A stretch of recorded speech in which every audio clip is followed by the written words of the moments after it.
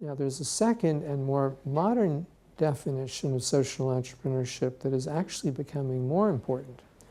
And so let me explain that.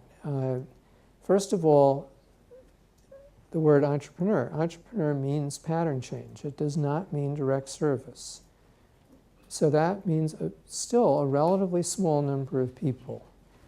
And social means that from deep within, that person is committed to the good of all, and therefore their work is.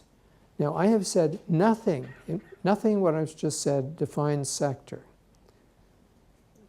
Every type of person is in education.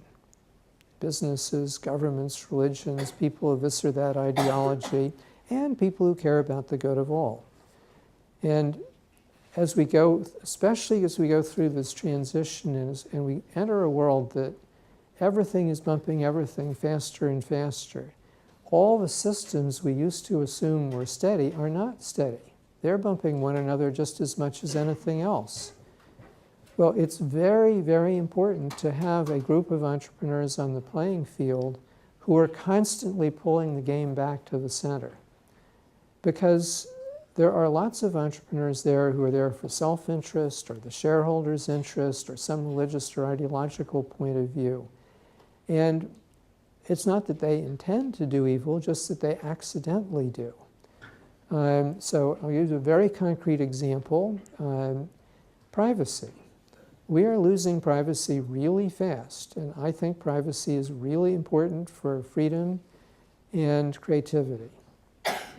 Why are we losing it? Well, first of all, we need preventive surveillance because a few people can do a lot of damage with the technology we have today. I don't see how we avoid that. Second, you all know about Moore's Law, it all invented here.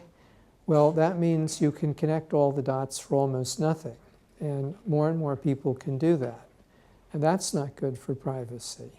And then third, the dominant business model in the digital realm is you give people something they want, you get information, and you sell it. Now, our friends at Google, and we really have enormous respect for them, they are caught in that system. They are not helping privacy. Now, you need the social entrepreneurs who are really focused on the good of all, who will notice a trend like this.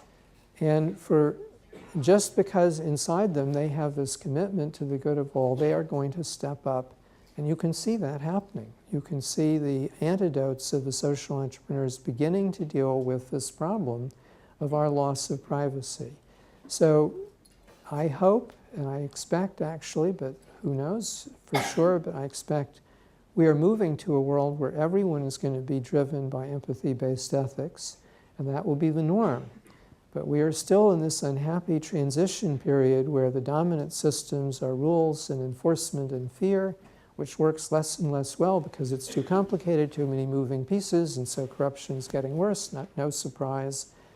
And we're not quite there where everyone in every institution is being encouraged and helped to live a life that is guided by empathy-based ethics. We probably have to change some of the goals and measures of success to do that, for example.